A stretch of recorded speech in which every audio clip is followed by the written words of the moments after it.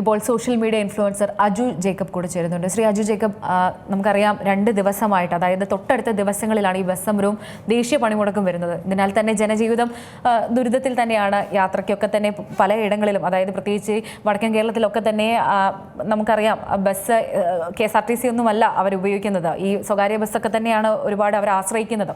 അവരെയൊക്കെ സംബന്ധിച്ച് വളരെ ദുരിതമാണ്. അപ്പോഴാണ് ഇപ്പോൾ ഇതാ ദേശീയ പണിമുടക്കം വരുന്നത്. ജനജീവിതത്തെ എത്രത്തോളമാണ് ഇതുപോലെയുള്ള പണിമുടക്കും സമരവും ഒക്കെ ബാധിക്കുന്നത്?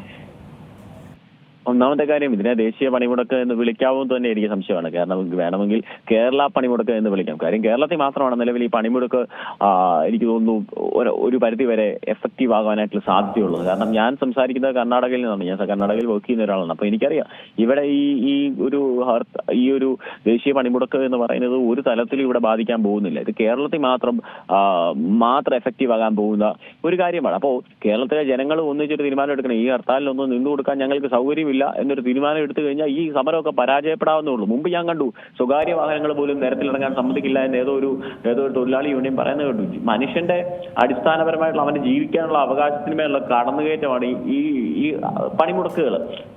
ഇത് കേരളത്തിലെ ജനം ഒന്നായിട്ട് ഇതിനെതിരെ നിൽക്കുക എന്നുള്ളതാണ് ഇതിനകത്ത് എഫക്റ്റീവായിട്ടുള്ള അല്ലെങ്കിൽ പോസിബിൾ ആയിട്ടുള്ള കാര്യം. ഇത്തരത്തിലുള്ള പണിമുടക്കുകൾ തോൽപ്പിക്കപ്പെടേണ്ടതാണ്. കാരണം ഇതൊക്കെ ഔട്ട്ഡേറ്റഡ് ആയിട്ടുള്ള സമര രീതികളാണ്. പുതിയ കാലത്തിനനുസൃതമായിട്ടുള്ള സമര രീതികൾ കൊണ്ടുവരണം. നിലവിൽ ഇത് കേരളത്തിൽ മാത്രമേ ഉള്ളൂ. കേരളത്തിലെ ജനങ്ങൾ ഒന്നായിട്ട് ഇതിനെ പരാജയപ്പെടുത്താനായിട്ട് ശ്രമിക്കണം.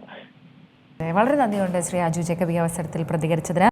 ഏറ്റവും പുതിയ വാർത്തകളും വിശേഷങ്ങളും വിരൽത്തുമ്പിലറിയാൻ സീ മലയാളം ന്യൂസ് എല്ലാ ഡിജിറ്റൽ പ്ലാറ്റ്ഫോമുകളിലും ലഭ്യം.